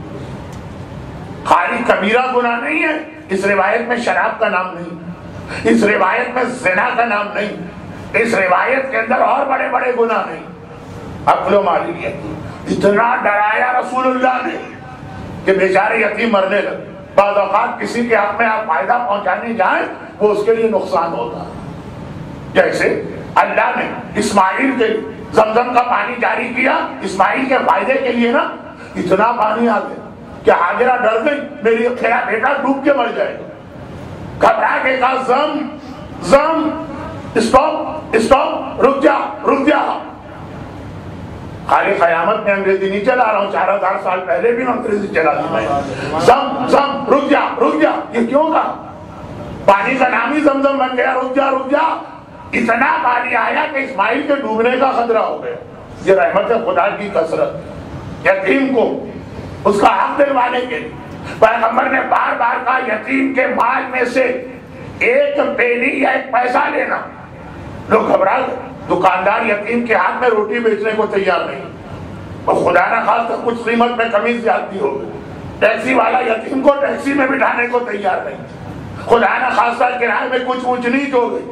یہ باقاعدہ شہید دستغیب نے پوری تاریخ لکھی ہے مدینے کی، یتیم یوں مرنے لگے، نہ کوئی کپڑا بیچے، نہ کوئی کھانا بیچے، نہ کوئی مکان ان کو دینے کو تیار۔ تو پھر آیت آئی الا باللتی ہی احسن، ہاں جو نارمل طریقہ ہے اس میں خرید و فروخت ہو، کہ اتنا بڑا گناہ ہمارے گھر میں ہو رہا ہے صرف ایک جملے کی وجہ سے۔ اور یہی جو میں نے کہا نا کہ رحمت بھی کبھی سامنے والے کو تکلیف پہنچانے لگتی ہے۔ میں نے کراچی میں بہت تاکید کی تھی کہ دیکھیے ہر آدمی خود وصیت کرے اور اپنے والدین سے وصیت کروائے۔ بھائی والدین مریں گے تو کون ایسا ہے جو کہے میں نہیں مروں گا؟ تو اس کے بعد پرابلم ان کے لیے نہیں ہوگا، زندوں کے لیے ہوگا۔ یہ مکان کا کیا، جائیداد کا کیا؟ اب والدین کو فائدہ پہنچانے کے لیے بیٹے نے کہا کہ بابا وصیت نامہ لکھیے، سر پہ جوتا پڑا، ابھی میں زندہ ہوں اور ابھی سے میری جائیداد پہ دانت جما کے بیٹھ گئے ہو، ابھی سے میری موت کی تمنا کر رہے ہو، آپ کے فائدے کی بات کر رہے ہو، جوتا کھا رہا۔ میں نے کہا دیکھیے اسلام نے مہر بیوی کا ایک ایسا حق رکھا ہے جو قرضہ، ہاتھ ابھی دے، ہاتھ کے ہاتھ دے جائیے۔ بیویاں لڑنے کے لیے آ گئی مجھ سے، یا آپ نے کیا شوہروں کو پٹی پڑھائی؟ کوئی پٹی نہیں پڑھائی، کہا سب دوسری شادیاں کر رہے ہیں، آپ کو کیسے پتا چلا؟ کہا کل سب نے آ کے مہر دیا، مہر تو اسی وقت دیا جاتا ہے جب طلاق دے کے دوسری شادی کی جائے۔ آپ کے فائدے کے لیے مسئلہ بتایا، یوٹیوب پہ آج بھی وہ کلپ ہوگا کہ کس طرح سے ہندوستان کی بعض عورتوں نے بعض علماء کی سب کے سامنے توہین کی ایک مسئلہ شریعت۔ پاکستان میں جو مسائل بڑھ رہے ہیں شادی کے حوالے سے، شوہر پتہ نہیں اپنے آپ کو کیا سمجھنے لگے. میں نے ایک مشورہ دیا کہ شریعت میں گنجائش ہے نکاح کے موقع پر ہی اپنی بیٹی کو طلاق کا حق دلوا دیجیے، بجائے اس کے بعد میں آپ آ کے شریعت کا سر پھاڑیں. یہ کیسا اسلام ہے کہ بیٹی میں ظلم ہو رہا ہے، پٹائی ہو رہی ہے، کھانے کو کچھ نہیں ملتا، وہ طلاق نہیں لے سکتے. ہنگامے وہی ہو گئے. توبہ توبہ، نکاح کے موقع پہ نحوست، طلاق کا لفظ آپ نے اپنی زبان پہ نکاح کے موقع پہ کیسے جاری کر دیا؟ تو کسی کو فائدہ پہنچانے چاہیے، نقصان ہوتا. لیکن جو بات کا نقصان ہے، ایک جملہ خمس کا حساب ساری زندگی نہیں ہو پا رہا. یہ آدمی اگر گناہ کر رہا ہے تو گناہ تو ہے، سمجھ میں آ رہا، لیکن ایک جملہ شوہر کو کہنے میں کیا اعتراض ہے؟ بیویوں کو کہلوانا، کیونکہ شوہر مر گیا، شوہر کو پرابلم نہیں ہے، پرابلم اس بیوہ ماں کو جو اپنے یتیم بچوں کو پالنے کے لیے کتنی زحمتیں اٹھاتی ہے اور پتہ چلا کہ عذاب خدا اور گناہ مول لے رہی ہے. مگر یہ ساری چیز اسی وقت سمجھ میں آئی جب ہاجرہ کی دعا ذہن میں کہ اصل نعمت جو ہے وہ تو جنت ہے، اصل نعمت جنت ہے، اور جنت ملتی ہے ان تمام احکامات کی پابندی سے. مگر بہت جلدی میں اپنی بات سمیٹ رہا ہوں، کیا کروں، وقت نہیں رہا. مگر جنت کے ساتھ صرف ایک پرابلم پتہ نہیں کب ملے گی. لاکھوں سال تو ہو گئے ہوں گے اگر ہم اس روایت کو صحیح مان لیں کہ 70 آدم پہلے گزر چکے ہیں اور یہ آخری آدم ہے، پھر قیامت آئے گی تو آخری آدم کو بھی کئی لاکھ سال تو ہو گئے ہوں گے. گھر کے بعد علماء نے کہا خالی 10,000 سال ہوئے، لیکن 10,000 سال تو نہ عقل قبول کرتی ہے اور نہ ہی شریعت تصدیق کرتی. اب وہ سب بھی جنت کا انتظار کر رہے تھے. جناب حبیب کی شہادت جنت اب تک تو نہیں ملی. اب جنت کے ساتھ صرف ایک مسئلہ، اگر کہ اس مسئلے کو بھی لوگ بڑھا کے پیش کرتے ہیں، چاہے جوش ملی آبادی نے کہا تھا ایسی جنت لے کے کیا کریں جس میں بوڑھی ہورے ہوں. بزرگوار آپ بوڑھے ہوں گے، جنت میں کوئی چیز بوڑھی نہیں ہوتی. وہاں پہ یہ بڑے میاں بھی جو ایک جملہ کہہ رہے ہیں جوان ہو کے جائیں گے اگر گئے، اور انشاءاللہ جائیں گے. اہل بیت کی انہوں نے خدمت تو بہت کی ایک خاص حوالے سے. تو بات یہ ہے کہ جنت بوڑھی کوئی چیز نہیں ہے، اور نا کہ رکھے رکھے ایکسپائر ہو گئی ہو کہ جنت کے وہ دودھ و شہد کی نہریں، جنت کے کھانے، جنت کی حوریں، نہیں، جنت تو جوان کا نام ہے لیکن ہے بہت عرصے کے بعد. اتنا انتظار نہیں ہوتا تو مت کیجئے اتنا انتظار. کون کہہ رہا ہے کہ اس جنت کے لیے جو ہاجرہ جو آسیہ دعا کر رہی اتنا انتظار کرے؟ جنت چاہیے آپ کو، جنت کی نعمت ہے، اتنا انتظار مت کیجئے نا. ابھی لے لیجئے جنت کی نعمت ہے، ابھی بھی مل سکتی. ایک بہت مشہور جوک نما واقعہ، لیکن ابھی لاہور میں پڑھا تو لوگوں نے کہا کہ جی یہ تو اتنے 100 میل کے بعد کھلا علاقے کا حقیقی واقعہ، مجھے نہیں معلوم. اور وہ یہ ہے کہ ہندوستان اور پاکستان میں سادات کا بہت زیادہ احترام رہا اور ابھی بھی ہے، لیکن پہلے تو بہت زیادہ احترام تھا. بخارا سے ایک خاص سید بلائے اسی لیے گئے. شاہجہاں بادشاہ ہاتھی میں بیٹھتا تو ہاتھی کے ڈرائیور کی پیٹھ اس کی طرف ہوتی. بادشاہ کے سامنے ایک ڈرائیور کی پیٹھ خاص عہدہ کریٹ کیا گیا. یہ سید آگے ڈرائیور کی کمر سے کمر لگا کے بیٹھیں گے کہ بادشاہ کے سامنے سید کا چہرہ، آل رسول دیکھنا ثواب. وہی خاندان اب تک شاہی مسجد کی پیش نمازی کر رہا ہے تو یہ احترام. ایک سید سفر کرتے کرتے کسی علاقے میں پہنچے اور ان کو اتنی ہی عزت اتنا ہی احترام ملا. دیکھیں مسئلے کا حل بتا رہا ہوں. جنت اگر بہت دور لگ رہی کہ مولانا آپ نے اتنا 9 دن تو کہہ دیا جنت، مگر پرابلم بھی تو دیکھے نا. دنیا کا محل ابھی ہے، یہاں سے نکلیں گے امام باڑے سے اپنے محل میں پہنچ جائیں. جنت تو پتہ نہیں کب ملے. دنیا کی گاڑی تو ابھی ہے، جنت کی گاڑی تو پتہ نہیں کب ملے. بیوی تو ابھی ہے، جنت کی حور تو پتہ نہیں کب ملے. تو یہ ہے انتظار. مسئلہ میں حل کر رہا ہوں، اتنا انتظار مت کیجیے. سنیے سید کا واقعہ. بہت احترام ہوا، کھانے ملائے جا رہے ہیں، دعوتیں بھی ہو رہی ہیں، لوگ قدموں میں پیچھے جا رہے ہیں، بچوں کے سر پہ ہاتھ پھیرنے لا رہے فرض. لیکن ان کو اندازہ ہوا کہ یہ کچھ زیادہ ہی احترام مل رہا ہے. اتنا نہ میں نے سنا نہ سوچا. ایک پھر وقت آتا ہے نا کہ آپ نے کہتا ذرا یہ تو ذرا کچھ زیادہ ہی ہو گیا. یہ احترام تو کبھی خیال بھی نہیں کیا. چنانچہ آپ نے اس قوم سے پوچھا کہ بھائی تم لوگ کچھ ذرا زیادہ احترام نہیں کر رہے. ایک حد تک تو سمجھ میں آتا ہے، سنا بھی. کہا کہ نہیں، ہم اس لیے آپ کا اتنا احترام کر رہے ہیں. ایک تو سید ہمارے یہاں آیا، آل رسول، خوش قسمتی. پھر ہمارا ایک بڑا مسئلہ بھی آپ کی وجہ سے حل ہونے والا اسی ہفتے میں. تو ایک احسان بھی ہے آپ کا. باقی جو سادات کا آپ نے دوسری جگہ سنا وہ زیارت کا ثواب، برکت، قدموں کی برکت. ہمارا تو ایک مسئلہ بھی حل ہو رہا. اچھا کیا مسئلہ حل ہو رہا میری وجہ سے؟ کہا کہ دیکھیے ہمارے یہاں کسی سید کا روضہ اور مزار نہیں تھا. ہمیں اپنی منتوں اور دعاؤں کے لیے فلاں گاؤں جانا پڑتا تھا. ایک تو ان کا احسان لو. اب راستہ خطرناک، چور، ڈاکو، دشمن. ہم تڑپ تڑپ کے خدا سے کہتے تھے خدا بندہ ایک روضہ سید کا ہمارے یہاں بھی ہوتا تو ہمارے کتنے پرابلم سالو ہو جاتے. الحمدللہ آپ تشریف لے آئے.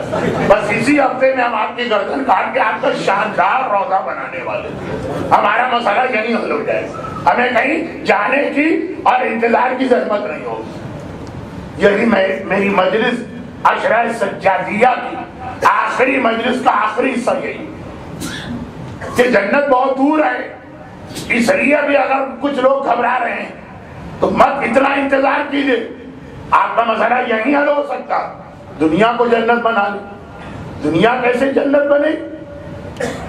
ایک ہی طریقہ، اس زمانے کے امام کو ظاہر کروا لے جس کا ظاہر ہونا اسی دنیا کو جنت بنانے والا.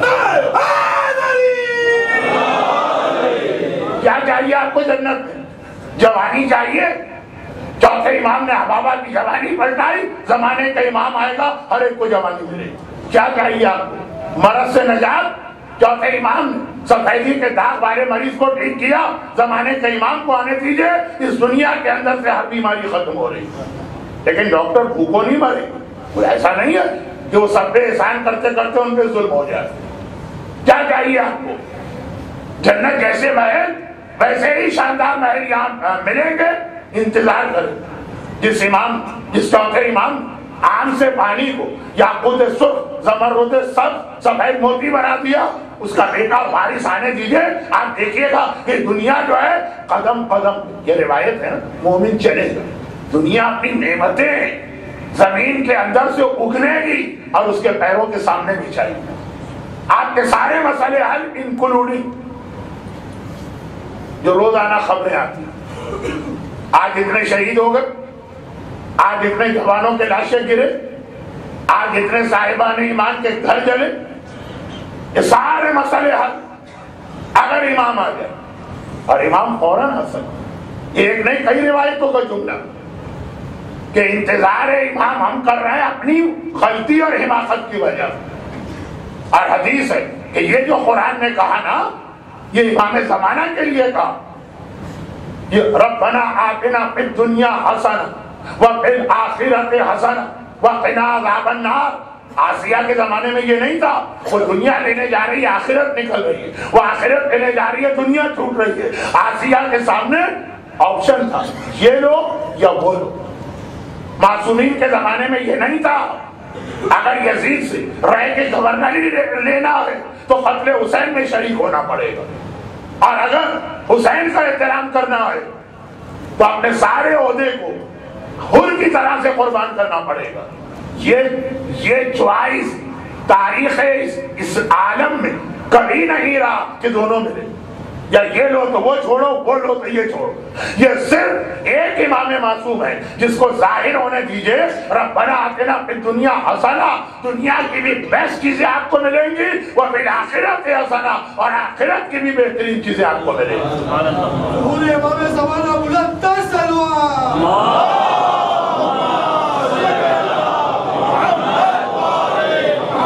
تو مولا ظاہر ہو جائیے نا. ہماری تو سب سے بڑی تمنا یہی ہے. کہاں سے شروع ہوئی تھی مجلس؟ جب جنت تک کی قیمت رکھی ہے. خالی زبانی الفاظ پہ جنت نہیں ملے گی. یہ معصوم کی حدیث ہے. مجھے ذہن میں نہیں ہے کہ کون سے معصوم، لیکن حدیث ہے. ایک آدمی فٹافٹ بہت تیزی کے ساتھ ایک نماز پڑھی. نماز پڑھنا بہت تیز نماز، کیا وہ جو انٹرنیٹ کی فاسٹسٹ اسپیڈ براڈ بینڈ اور کیا ہوتا ہے اس ٹائپ کی نماز. کھٹ سے نماز شروع کی اور چھٹ سے نماز ختم کر. اے خدا مجھے جنت کے محل دے دے، مجھے حورے دے دے. کیا جملہ امام نے کہا. محل تو اتنا کم دے رہا اور رشتہ اتنا بڑا طلب کر رہا. حور چاہیے تو مہر بھی ویسے ہی دینا. اب یہ بات کو سمجھانے کا طریقہ ہر آدمی کی عقل کے مطابق.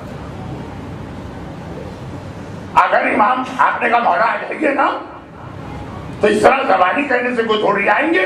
اپنے آپ کو، اپنی اولاد کو، اپنے گھروں کو، اپنے گھر والوں کو، اپنی عورتوں کو، اپنے بچوں کو، اپنے روٹین لائف کو چینج کرنا پڑے گا تب امام آئیں. نعوذ باللہ، نعوذ باللہ، نعوذ باللہ. امام کے لیے نہیں کہہ رہا ہوں، لیکن عام زندگی میں بھی پیغمبر کی حدیث المومن لا يلصدق من الحجر مرتين. ایک پتھر سے یا سوراخ سے 2 مرتبہ نہیں ڈسا جاتا. نعوذ باللہ. امام کے لیے نہیں کہہ رہا. لیکن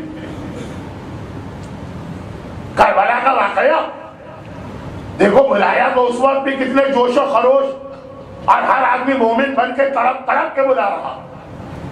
پھر کیسا ساتھ چھوڑ. ایک عام آدمی بھی ہو تو کہے گا ایک تجربہ کر چکا ہوں، دوسرا تجربہ نہیں کروں گا. یہ امامت جس کے سامنے کائنات خلق ہوئی، جو علم ما کان و ما یکون رکھتی، جو غیب کے ہر علم کو جانتی. ابو خالد کابلی نے امام کے دروازے پہ دستک دے کے گناہ کیا، اور امام نے کتنے دروازوں. چوتھے امام کا واقعہ، ابو خالد کابلی کا واقعہ بہت اہم واقعہ. میرا ارادہ تھا کہ ہر مجلس میں چوتھے امام کا ایک ایک واقعہ پڑھوں گا، لیکن بہرحال یہ تو اتنا بڑا واقعہ کہ میں نہیں پڑھ سکتا، اس کو چھوڑ رہا ہوں. تو امام تو ہر چیز جانتے. کہا اس لیے آ جائیں کہ پھر ہمیں چھوڑ کے چلے جاؤ. ہم تمہارے محتاج نہیں ہیں، لیکن چونکہ میرے بعد کوئی امام نہیں آنے والا تو میرا ساتھ چھوڑ کے گیا. کوئی طریقہ اس کی نجات کا نہیں. یعنی میں ایک لفظ کہتا ہوں، مثال تو میں ایسی دیتا ہوں کہ جو کم از کم 500 مرتبہ دے چکا ہوں. وہ مثال نہیں، وہ مجھ پہ گزرا ہوا واقعہ. آسٹریلیا سے حج کے قافلے میں آیا. کراچی سے بھی آتے رہتے ہیں قافلے. یورپ، امریکہ، آسٹریلیا والے حرم کے دوسری طرف ٹھہرتے ہیں، انڈیا پاکستان والے دوسری طرف. ہمارے قافلے میں ایک ایسے مومن آئے تھے جن کے چھوٹے بھائی بھی کراچی سے حج پہ آئے. جو میرے قافلے میں تھے وہ 30 سال سے پاکستان نہیں گئے، ملاقات ہی نہیں ہوئی تھی بھائی سے. کہنے کہ مولانا یہ تو بہت اچھا ہو گیا، یہاں پہ ایسے حالات، ملاقات ہو جائے گی بھائی سے. فون کیا، ٹائم آ گیا. کل رات کے 8 بجے ہم لوگ KFC کے سامنے ملے. یہ واقعہ ہے، خالی یا کوئی جوک یا مثال نہیں. ٹائم آ گیا. میں نے کہا آپ نے ذرا غلطی کر دی، آپ کو یاد نہیں کل شب جمعہ دوائے کمیل ہمیں پڑھنا ہے 8 بجے اور حرم میں ہمارا اجتماع ہوگا. کہ ہو مولانا، لیکن کیا کریں وہ لوگ اگلے دن مدینے جا رہے ہیں، حج کے وقت میں آئیں گے، پھر ملاقات نہیں ہوگی. چلے صلہ رحمی بھی تو بہت اچھی چیز ہے، آپ نے تو مجلس پڑھی تھی 2 دن پہلے. میں نے کہا ٹھیک ہے، بہرحال میرا یہ ہتھیار میرے اوپر آزمائیے، کوئی بات نہیں ہے. تو ٹھیک ہے آپ جائیے صلہ رحمی کریں. ہم لوگ حرم گئے، دعائے کمیل پڑھی، زیارت وارثہ پڑھی، سورہ یاسین، ہمارے شب جمعہ کر کے گھر آئے. 2 گھنٹے کے بعد یہ صاحب بھی آ رہے ہیں اور ایسی کھلا کہانیاں بکتے ہوئے اپنے چھوٹے بھائی. ارے بھائی آپ جو کچھ کہہ رہے ہیں وہ تو آپ کی بھی ماں ہے، وہ تو آپ کے بھی باپ ہیں، اب اس میرے جملے سے اندازہ کر لیں مکے کے اندر۔ تو مولانا ایسا نامعقول آدمی تھا، 30 سال بعد بڑے بھائی سے مل رہا۔ اب پتا ہے کہ آج شب جمعہ بڑا بھائی اتنی عبادتیں چھوڑ کے آیا، 2 گھنٹے میں کھڑے کھڑے تھک گئے، اس کو نہانا تھا نہ خیر ہو جاتا ہے ایسا۔ تھوڑی دیر کے بعد فون بجا، انہوں نے فون کہاں سے لگایا؟ میرے قریب، اب سامنے سے گالیاں آ رہی چھوٹے بھائی کی طرف، اور وہ بڑے بھائی کے مقابلے عمر میں کم ہے، گالیوں میں زیادہ بڑا ہے، وہ کراچی سے آیا تھا اور ٹریننگ کے ساتھ۔ میں نے پوچھا بھائی کیا بات ہے ایسی گالیاں اور اتنی زوردار آواز میں کہ میں سن رہا ہوں؟ وہ چکرا کے کہہ رہا کہ مولانا وہ یہی کہہ رہا ہے کہ 2 گھنٹے میں کھڑا رہا، تمہیں نہ آنا تھا، نہ آئے، نہیں آنا تھا تو کیوں میرے ہمارے شب جمعہ چھوڑ دی؟ یہ کیا بات، یہ بھی کہہ رہے ہیں وہ بھی کہہ رہے ہیں۔ ایک دم میرے ذہن میں خیال آیا، میں نے کہا وہ کہاں کھڑے تھے؟ کہا KFC۔ آپ کہاں کھڑے تھے؟ KFC۔ میں نے کہا حرم کے سامنے 2 KFC، ایک ادھر ہے جہاں صفا مروہ کے نیچے رسول کی برتھ پلیس جو ابھی توڑا اس سال، اور ایک باب عبدالعزیز کے سامنے ہلٹن ٹاور کے نیچے۔ اب جو بھائیوں نے بات کی تو پتا چلا یہ اس KFC پہ کھڑے مرغا کڑی کھاتے رہے، بھائی کا گوشت کھاتے رہے، وہ اس KFC پہ کھڑے رہے، دونوں اپنی جگہ سچے، دونوں غلط۔ لیکن ہمارا اور امام کا نہیں ہے کہ دونوں غلط، امام ہمارا انتظار کر رہے ہیں، ہم بلائیں تو وہ آئیں، ہم امام کا انتظار کر رہے ہیں کہ وہ آئیں تو ہم اپنا جہاد شروع کریں۔ اسی لیے امام زمانہ کا ایک لقب منتظر ہے، تو یہی لقب منتظر بھی ہے، وہ انتظار کر رہے ہیں ہمارا، ہم بلائیں تو۔ بلانا خالی جوش کے ساتھ نہیں ہوتا ہے، تیاری کے ساتھ ہوتا۔ بہت وقت نہیں رہا کہ بس ایک جملے بات سمیٹ کے مسائل پر آئے۔ امام زمانہ کی سب سے زیادہ تیاری چوتھے امام نے کرائی۔ یہ ایک چھوٹی سی بات اس لیے کہ عشرہ سجادیہ کا اختتام۔ سوال یہ کیوں؟ اور جواب یہ ہے کہ چوتھے امام کربلا کے بعد 35 سال زندہ رہے۔ 35 سال میں 2 نسلیں پیدا ہو کے ختم ہو جاتی۔ 35 سال بہت بڑی مدت ہے، تو اب چوتھے امام کے سامنے ہی سامنے ایک پوری نسل ایسی آ گئی جو کربلا کے وقت تھی ہی نہیں، بعد میں پیدا ہو، اور وہ تو وہ ان کے اپنے بچے وہ بھی کربلا کے بعد پیدا ہو کے جوان ہو گئے۔ اب یہ بہت تڑپتے ہیں کیونکہ کربلا بہت قریبی واقعہ تھا ان کے لیے، تڑپ تڑپ کے یہ کہتے تھے اے چوتھے امام ہم کربلا میں نہ تھے، اگر ہم ہوتے تو میرے مظلوم آقا کا لشکر اتنا چھوٹا نہ ہوتا، ہم سب اپنی جانیں دیتے، مولا اب اجازت دی۔ یہ میں اپنے الفاظ میں حدیثوں کو بیان کر رہا ہوں، چوتھے امام نے کہتے ہیں وہ تلوار چلانے کا وقت ختم ہو گیا، ہم نے بھی کربلا کے فوراً بعد تلوار نہیں چلائی، صبر سے جہاد کیا۔ کہا مولا لیکن برداشت نہیں ہو رہا۔ کربلا کی خصوصیت اپنی جگہ کہ 1400 سال بعد بھی وہ غم تازہ لگتا، لیکن 2 سال بعد جو لوگ تھے،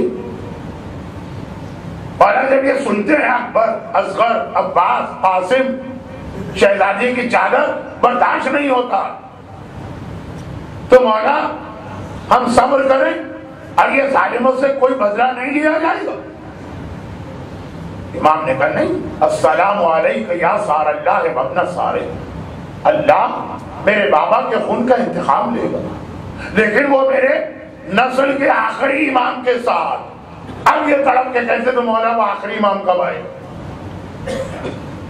سب سے زیادہ یہ سوال چوتھے امام سے ہوا، مولا وہ آخری امام کب آئے گا؟ ہم تڑپے جا رہے ہیں۔ تو چوتھے امام نے کہا جب تم بلاؤ۔ یہ جو جملے میرے جو میرا پیغام پہنچا اس کو عشرہ سجادیہ کے آخر میں چوتھے امام کی ان روایتوں سے ملا دیا، ختم بات۔ مولا کربلا کا انتقام، کہا میرا بیٹا لے، وہ بیٹا کب آئے گا؟ جب تم تیار ہو جاؤ، جب تم بلاؤ۔ اب بس بلاؤ گے کہ بھی تشریح شروع ہو۔ اپنے آپ کو اور اپنے ماحول کو بدلنا. تو سب سے زیادہ یہ آپ خود بھی سوچیں کامن سینس کی بات, کربلا کے حوالے سے سب سے زیادہ سوال چوتھے امام سے ہی ہونے چاہیے. کربلا کے فوراً بعد کے امام, بلکہ امامت شروع ہی کربلا سے ہو, اور اس وقت کا جو صاحبان ایمان کی نسل ہے ان کے لیے بھی واقعہ بالکل نیا نیا تازہ تازہ واقعہ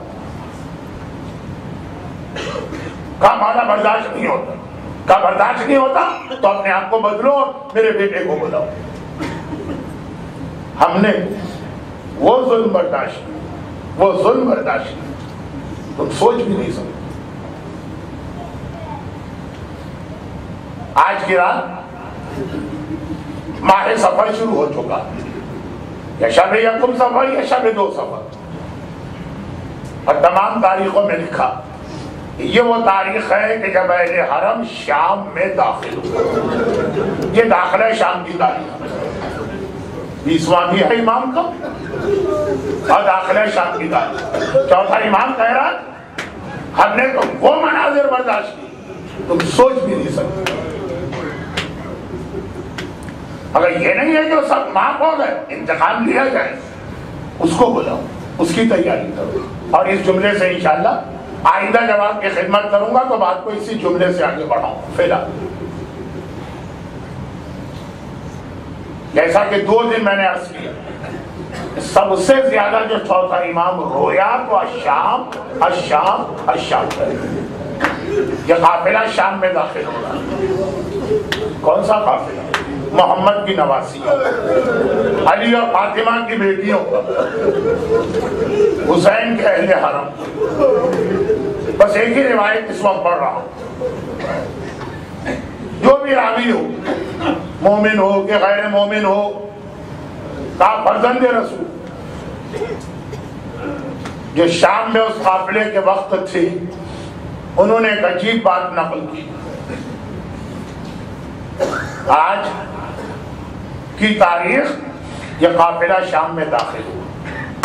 تماشا دیکھنے والے کتنے لوگ تھے, کا ایک عجیب بات نقل کی. جب یہ قافلہ شام میں داخل ہوا تو شہزادی زینب کا سارا سر خون سے بھرا ہوا, اور شہزادی کا سارا چہرہ زخمی تھا. مطلب یہ کیا؟ مولا سجاد آپ تو ایک جملے میں تڑپ اٹھے, مولا سجاد ان کا اپنا گھر, ان کی اپنی بھوکی, ان کا اپنا, خود وہ اس واقعے کے گواہ. کہا جب یہ قافلہ کوفے سے شام چلا تھا, زینب شام میں زخمی سر کے ساتھ داخل. سر کیسے زخمی؟ کہا جب یہ قافلہ چلا تو محملیں نہیں تھی, ہماریاں نہیں تھی, بیویوں کے ہاتھ بھی آزاد نہیں تھے, گردن سے بندھے ہوئے, اور گودوں میں ننھے ننھے بچے ہر بیوی کے بیٹھے. اونٹ چلتے دوڑائے جاتے, بیویوں کی گود سے ننھے ننھے امام زادے, رسول زادے, نبی زادے اچھل کے راستے کی زمین پہ گرتے. بی بی فریاد کرتی واہ جدہ, واہ محمدہ, واہ علیہ, اے کسر صاحب میرا اونٹ روک لے, میرا بیٹا گر گیا. وہ میرے ساتھ کہتا تھا اے میرے سپاہیوں اونٹ روکو تو نہیں, اونٹ کا رخ بدل کے اسی کے اوپر سے اونٹ کو بلا لو. بی بی فریاد کر رہی ہے شہزادی میرا اونٹ روکو کا اسی پر سے. اب ہم ذرا ماں کے دل کی کیفیت سنیں, جس کی آنکھوں کے سامنے اس کا 2 سال کا بچہ, 3 سال کا بچہ اونٹوں کی سمو تلے کس طرح سے تڑپ تڑپ کے شہید ہو رہا. زینب شریکۃ الحسین اس قافلے کی محافظ, جب 2 یا 3 بار شہزادی نے یہ دیکھا کہ یہ ظالم اونٹ کو روکتا نہیں ہے, بچوں پہ سے گزار دیتا ہے. اللہ کتنی چھوٹی چھوٹی قبریں کوفے سے شام کے راستے میں بنی ہوں. تو اب زینب نے اپنا طریقہ بدل دیا. اب اگر کوئی بچہ ماں کی گود سے گرے تو زینب فریاد نہیں کرتی ہے, چلتے اونٹ سے خود اپنے آپ کو گرا دیتی ہے. وہ ہمارے ساتھ لے کے جانا ہے انعام ملے گا. زینب نے اپنے آپ کو گرایا, زینب کی وجہ سے قافلہ روکا گیا اور شہزادی نے بچے کو اٹھوا لیا. جو جناب عباس فریاد کرتے ہیں وہ شہزادی زینب بھی کرے گی. تم نے کتنے آرام سے یہ جملہ سن لیا. زینب نے اپنے آپ کو ان سے گرا دیا. گرنے والا جب گرتا ہے ہاتھوں کو بڑھا کے سہارا ضرور ہے. آئے علی کی بیٹی زینب امام زمانہ جگہ سلام کر رہے. میرا سلام اپنی دادی زینب پر جن کے دونوں ہاتھ ان کی گردن سے بندھے ہیں اور بندھے ہاتھوں کے ساتھ زینب راہ کوفہ و شام میں اونٹ سے زمین پہ گر رہی ہے. آقا سجاد کہتے ہیں اتنی بار میری پھوپھی چلتے ہوئے اونٹ سے اپنے آپ کو گرایا کہ جب شام میں داخل ہوئی تو زینب کا سارا سر زخمی ہے. زینب کے سر سے نکلنے والے خون ہے زینب کے سفید بالوں کو رنگین کر. لیکن اگلا سوال امام جواب نہ دے پائے. مولا یہ چہرہ بھی زخمی تھا. ہائے سجاد خش کھا کے گر پڑے. یہ سوال مجھ سے نہ پوچھنا. یہ تو مختار کے دربار میں خولی نے بتایا. جب خولی پکڑ کے لایا گیا اس سوال کا جواب دے رہا جو راوی شام کے بارے میں پوچھتا ہے کیا جواب دے رہا. خولی سے مختار نے پوچھا تو نے کربلا میں کیا کیا. کہا تین میرے کارنامے آخری والا وقت نہیں. کہا کہ مجھے لوٹ مار کے وقت آتے ہوئے ذرا دیر ہو گئی. میرے سارے ساتھی سارا مال و اسباب لوٹ چکے. جب میں پہنچا تو میں نے دیکھا کہ میدان کربلا میں کچھ نہیں بچا. لیکن ہاں یہ زینب کبریٰ کا جلال اور احترام تھا. زینب کے قریب کوئی ظالم بھی نہیں گیا. زینب کی چادر کو کسی ظالم نے بھی نہیں چھینا. احترام جلال. یاد ہے نا ہرملہ کا تیسرا تھی. عمر سعد نے کہا کہ اے ہرملہ حسین اتنے زخمی ہیں گھوڑے پہ ڈگمگا رہے ذوالجناح پہ سنبھلا نہیں جا رہا مگر سنبھلے ہوئے ہیں. جب تک کہ یہ ذوالجناح سے نہیں گریں گے میرا کوئی سپاہی ان کے قریب نہیں آئے گا. ہرملہ کے تیسرے تیر نے حسین کو ذوالجناح سے زمین کربلا پہنچایا. وہی منظر زینب کے لیے ہر ایک کو پتا ہے یہ فاطمہ کی بیٹی ہے, یہ علی کی وارث ہے, یہ رسول کی نواسی ہے. ہر ایک کی چادر چھینی. زینب کی چادر پہ کسی نے ہاتھ نہ ڈالا. خولی کہتا ہے میں نے دیکھا میرے لیے کچھ نہیں بچا, خالی ایک چادر نظر آ رہی ہے. میں نے سوچا میں اپنا نقصان کیوں کروں. میں آگے بڑھا. زینب شام میں آج زخمی چہرے کے ساتھ داخل ہو رہی ہے مگر یہ زخمی چہرہ کب تھا کیسے تھا خولی سے سنیے. کہا میں آگے بڑھا اور میں نے ایک بار زینب کی چادر پہ ہاتھ ڈالا. بہت ضعیف ہے زینب. 55 سال کی عمر ہے. 18 دانت کلیجے پر ہے. اکبر جیسا جوان مارا گیا, حسین جیسا ماتھایا مارا گیا, مگر فاتح خیبر کی بیٹی ہے, مگر عباس جری کی بہن ہے. خولی کہتا میں نے چادر زینب پہ ہاتھ ڈال کے کھینچنا تھا. زینب نے چادر کو دونوں ہاتھوں سے پکڑا. یہ جوان سپاہی کوشش کر کے تھک گیا. زینب سے چادر کو نہ نکلوا سکا. عباس کی بہن اپنی چادر کو تھامے ہوئے ہے. خولی کہتا میں نے دیکھا اس طرح کام نہیں چلے گا. میرے ہاتھ میں کوڑا ہے. میں نے کوڑا اٹھایا. زینب کے چہرے پہ کوڑا پکڑا. شہزادی کے چہرے کی کھال پھٹی, خون جاری ہوا. ہاتھ ذرا تو ڈھیلے پڑے. میں نے چادر زینب کو چھینا. خولی کا کوڑا, زینب کا چہرہ, پلٹ کے خوراک کو دیکھنا. عباس ذرا آگے دیکھ تیری زینب پہ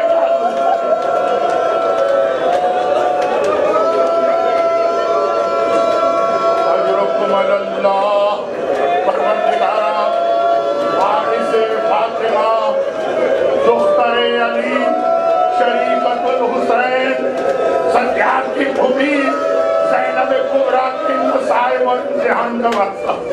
جو لوگ آج کی مجلس میں اتنا گریہ کرتے ان کو مومنین اور مومنات کو دنیا اور آخرت کی ہر پریشانی سے محفوظ فرما، ان کو، ان کے گھروں کو، ان کی روزی کے ذرائع کو، ان کے گھر والوں کو، ان کی اولادوں کو سلامت فرما۔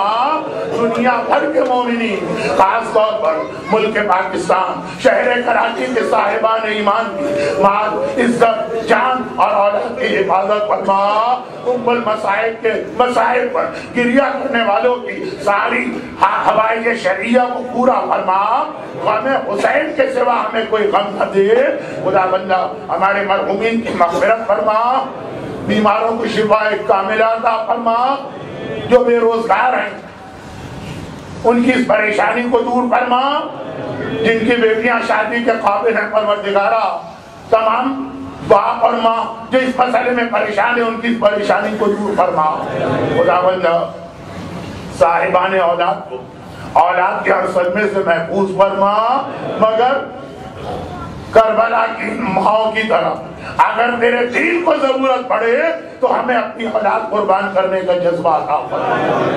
یہ مظالم سنے نہیں جا رہے، سجاد نے آنکھوں سے دیکھے، آپ نے خالی کوڑے کا بیان سنا اور تڑپ اٹھے، سجاد آنکھوں سے یہ مناظر دیکھ رہا۔ خدا بندہ برداشت نہیں ہوتا یہ مظالم، ان کا انتقام لینے کے لیے اپنی آخری حجت وارث معصومین امام زمانہ کے ظہور میں تعجیل فرما۔ غیبت میں ہمیں اپنی ذمہ داریاں ادا کر کے بعد ظہور امام کی فوج کا سپاہی بننے کی توفیق عطا فرما۔ بہت سارے مومنین کی صحت کی دعا کی التماس آئی ہے، خاص طور پہ ایک مومن بہت علیل ہے، خدا بندہ ان کو شفاء کاملہ عطا فرما۔ ایک سورہ فاتحہ تمام شہداء ملت و دین حاضرین مجلس آج موجود ہیں، ان کے خاندان کے تمام مرحومہ نور زہرا محمد علی ویر جی اور کل اموات مومنین و مومنات۔ فاتحہ۔ بسم اللہ الرحمن الرحیم۔